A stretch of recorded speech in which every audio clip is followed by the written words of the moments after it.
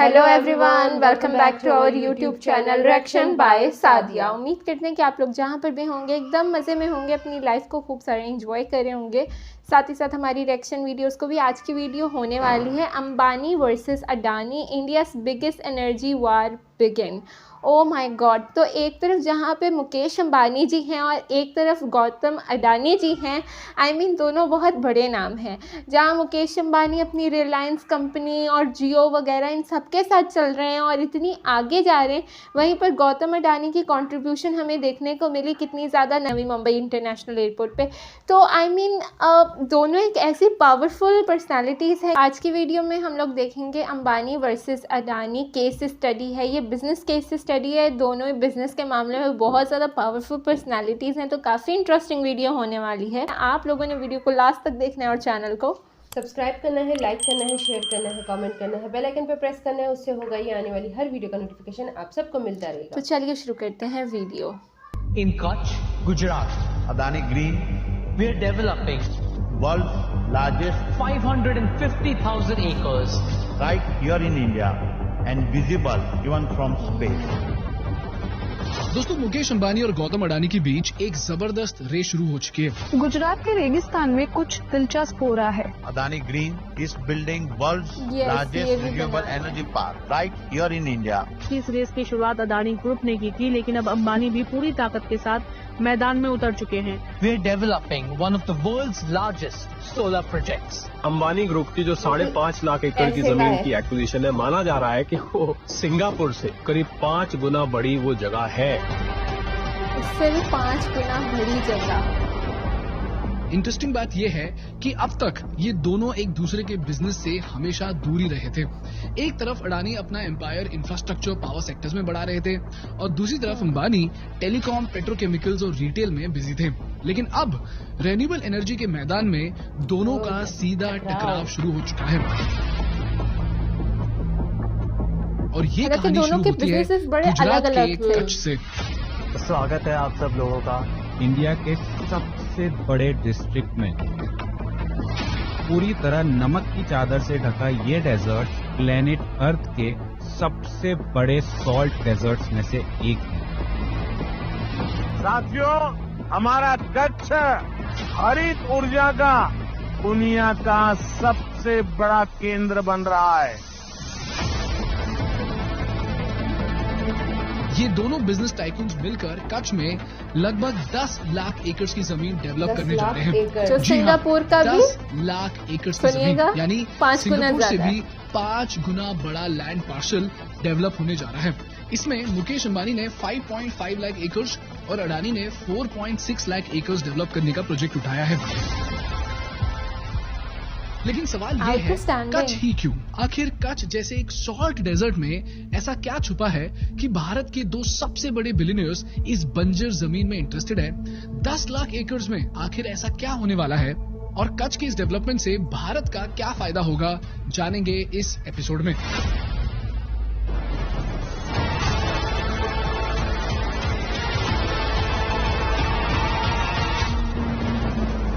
Power and rivalry. Oh, topic बहुत interesting है।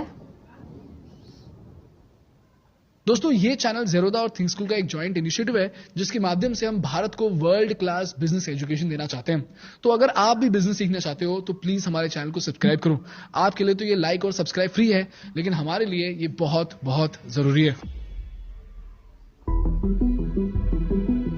दोस्तों, कच्छ में 3 चीजें हैं जो उसको आज की डेट में एक गोल्ड माइन बनाती है।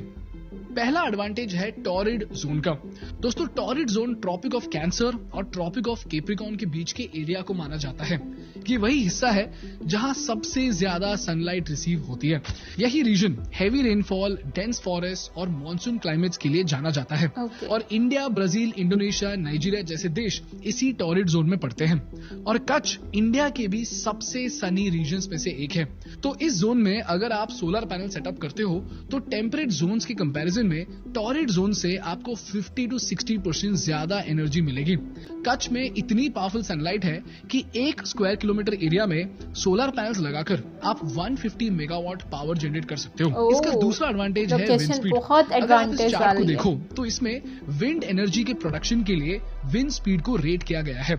इसमें कहा जाता है कि अगर विंड की स्पीड 6 मीटर्स पर सेकंड हो तो अच्छा है, 7 मीटर्स पर सेकंड हो तो बहुत अच्छा है, और अगर 8 मीटर्स पर सेकंड हो तो इंडस्ट्री स्टैंडर्ड्स में एक्सीलेंट माना जाता है। और कच्छ की विंड स्पीड 8 मीटर्स पर सेकंड है, जिसकी वजह से कच्छ में विंड एनर्जी का भी बहुत बड़ा स्कोप है।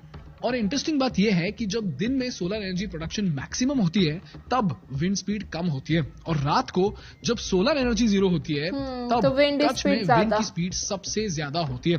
तो अगर आप यहाँ सोलर और विंड एनर्जी प्लांट लगा दो तो आपको 24/7 इलेक्ट्रिसिटी प्रोड्यूस करने का मौका मिलेगा। कच्छ का तीसरा एडवांटेज है लैंड अवेलेबिलिटी। दोस्तों, आज भारत के जितने भी मेगा प्रोजेक्ट्स हैं उनमें डीले का एक बहुत बड़ा रीजन होता है लैंड एक्विजिशन, क्योंकि सरकार को अगर कहीं भी हाईवे, एयरपोर्ट या कोई भी इंफ्रा प्रोजेक्ट बनाना हो तो पहला काम होता है वहां की जमीन को एक्वायर करना, और यही काम इंडिया में सबसे स्लो और कंट्रोवर्शियल प्रोसेस है, क्योंकि इसमें कभी लोग लैंड देने से मना कर देते हैं, कई लोग प्रोटेस्ट करने लग जाते हैं, कई बार कोर्ट केसेस हो जाते हैं, और कई बार तो लैंड का ओनरशिप पता करना भी बहुत मुश्किल हो जाता है। इसी वजह से बुलेट ट्रेन और भारतमाला जैसे मेगा प्रोजेक्ट्स का कंप्लीशन 2022 से 5 से 10 साल के डिले पर चल रहा है। और इंडिया में प्रॉब्लम ये भी है कि हर स्क्वायर किलोमीटर पर 492 लोग रहते हैं, तो जब सरकार यहाँ पर लैंड एक्विजिशन के लिए आती है तो उन्हें 492 लोगों को कॉम्पेंसेट करना पड़ता है। लेकिन कच्छ में ये प्रॉब्लम बहुत कम है। क्यों? क्योंकि पहले तो कच्छ में 1 स्क्वायर किलोमीटर में 50 लोग से भी कम लोग रहते हैं, और क्योंकि कच्छ का ज्यादातर हिस्सा डेजर्ट और सॉल्ट प्लेन्स है, खेती भी यहाँ पर बहुत ही लिमिटेड एरियाज में होती है। So it has a perfect combination for massive industrial development. इसीलिए दोस्तों, अंबानी और अडानी, इंडिया के 2 सबसे पावरफुल बिजनेसमैन, इस डेजर्ट को एक एनर्जी सेंटर बनाना चाहते हैं। अब सवाल यह है कि सोलर एनर्जी तो कई सालों से यूज हो रहा है, तो अचानक से आज अंबानी और अडानी सोलर एनर्जी को लेकर इतने सीरियस क्यों हैं? Over the next 5 years, the Adani Group will invest over rupees 2 lakh crore in Gujarat. We are on track to fully commit and invest up to rupees 75,000 crores to establish this Dhirubhai Ambani Green Energy Giga Manufacturing Complex. दोस्तों, इसके भी 3 कारण हैं। पहले तो पिछले 10 सालों में सोलर एनर्जी को प्रोड्यूस करने का कॉस्ट इतनी तेजी से गिरा है कि आप हैरान रह जाओगे। लुक एट दिस, जैसे जैसे दुनिया भर में सोलर मॉड्यूल का प्रोडक्शन बढ़ रहा है वैसे वैसे इनकी प्राइसेस कम होती जा रही है। लुक एट दिस, 2009 में 1 मेगावाट आवर प्रोड्यूस करने में $500 लग जाते थे, लेकिन 2024 में ये कॉस्ट $60 से भी कम हो चुका है। सेकेंडली, अगर भारत ने सोलर और विंड जैसे रिन्यूएबल एनर्जी को अडॉप्ट नहीं किया तो भारत एक बहुत बड़े मुसीबत में पड़ सकता है। इस मुसीबत का नाम है कार्बन टैक्स। का मतलब क्या है? आज यूरोप के बड़े बड़े देश ऐसे रूल्स पास कर रहे हैं जिनके हिसाब से जो कंट्रीज ज्यादा पोल्यूशन करती है वो कंट्रीज उनके गुड्स पर एक्स्ट्रा टैक्स देने पर मजबूर हो जाएगी। इसको बोला जाता है CBAM और कार्बन बॉर्डर एडजस्टमेंट मैकेनिज्म, यानी कार्बन टैक्स। फॉर एग्जाम्पल, आज इंडियन स्टील पूरी दुनिया में इसलिए बिकता है क्योंकि एक तो हमारे लेबर कॉस्ट कम है और दूसरा हम कोल यूज करते हैं स्टील को प्रोड्यूस करने के लिए, लेकिन कोल से बहुत ज्यादा CO2 एमिशंस होते हैं। अब यूरोप क्या करेगा?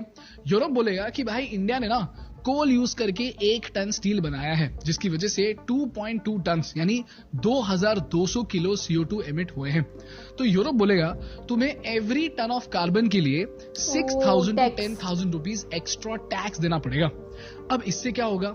अगर Indian steel 50,000 rupees per ton पे बिकता था और European steel 55,000 rupees per ton पर बिकता था, 6,000 rupees per ton carbon tax लगने के बाद Indian steel 63,200 rupees per ton पर बिकेगा और यूरोपियन स्टील सिर्फ 55,000 रुपीज पर टन पर बिकेगा। अब आप मुझे बताओ, यूरोपियन कंस्ट्रक्शन कंपनीज कौन सी कंपनी से स्टील खरीदेगी? ऑब्वियसली यूरोपियन कंपनी से खरीदेगी, राइट? Because it's cheaper. और इसी तरह दोस्तों कार्बन टैक्स हमारे सारे एक्सपोर्ट मार्केट्स को बर्बाद कर सकता है। और देखा जाए तो आज इंडिया के सबसे बड़े एक्सपोर्ट्स में आते हैं स्टील, सीमेंट, एल्यूमिनियम, केमिकल्स और फर्टिलाइजर्स, और हर चीज के प्रोडक्शन में हम लाखों टन कार्बन एमिट करते हैं। इसीलिए मोदी सरकार ने रिन्यूएबल एनर्जी के लिए इतने सारे पॉलिसीज निकाले हैं कि 2070 तक हमारा ये टारगेट है कि जितना कार्बन हम एमिट करेंगे उतना ही कार्बन हम अब्सॉर्ब भी करेंगे। इसीलिए भारत को सोलर प्लस विंड की बहुत ज्यादा जरूरत है, जिससे पोल्यूशन कम होगा और हम पर कार्बन टैक्स नहीं लगेगा। इवेंचुअली इंडियन प्रोडक्ट्स यूरोप और यूएस में चीप और कॉम्पिटिटिव प्राइसेस में मिलेंगे। तो रिन्यूएबल एनर्जी अडॉप्ट करना भारत के लिए सिर्फ एक एनवायरमेंटल नहीं बल्कि एक इकोनॉमिकल चैलेंज भी बन चुका है। एंड लास्टली दोस्तों, भारत में एक नया ट्रांजिशन आ रहा है जहां हम सेंट्रलाइज्ड पावर से डिसेंट्रलाइज्ड पावर में ट्रांजिशन हो रहे हैं। तो अब हो क्या रहा है, थर्मल पावर प्लांट्स में एनर्जी जनरेशन होता है, फिर हाई वोल्टेज ट्रांसमिशन लाइंस के माध्यम से एनर्जी को पावर प्लांट से आपके शहर तक पहुंचाया जाता है, और फिर यहां से अडानी पावर जैसी डिस्ट्रीब्यूशन कंपनी आपके घर तक एनर्जी पहुंचाती है, जिसके बाद आप एसी चलाकर पावर को कंज्यूम करते हो। इसे कहते हैं ग्रिड। लेकिन यहाँ पर प्रॉब्लम यह है कि भारत में इलेक्ट्रिसिटी कंजम्पशन बहुत ही तेजी से बढ़ते जा रही है। जैसे 1947 से लेकर 2023 तक भारत का हर इंसान 80 गुना इलेक्ट्रिसिटी कंज्यूम करता है।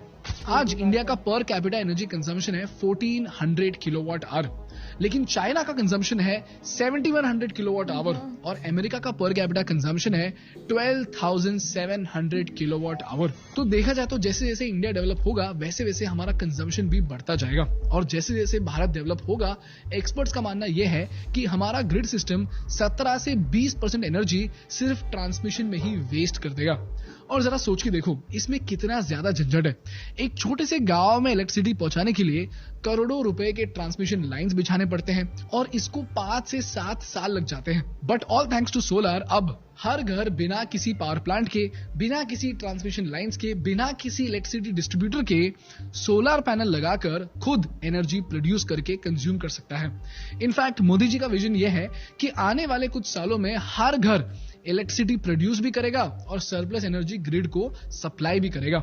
यही पीएम सूर्य घर योजना का विजन है। अच्छा और अंबानी और अडानी इस ग्रिड में इस कोल पावर प्लांट को रिप्लेस करके सोलर एनर्जी पावर प्लांट्स बिठाना चाहते हैं। तो अब सवाल यह है कि अडानी और अंबानी की बिजनेस स्ट्रेटेजी है क्या और इन दोनों में से आगे कौन है? दोस्तों इंडिया के रिन्यूएबल एनर्जी वैल्यू चेन को 3 हिस्सों में बांटा जाता है, अपस्ट्रीम, मिडस्ट्रीम और डाउनस्ट्रीम। अपस्ट्रीम में होता है manufacturing of solar panels, wind turbines और बैटरीज।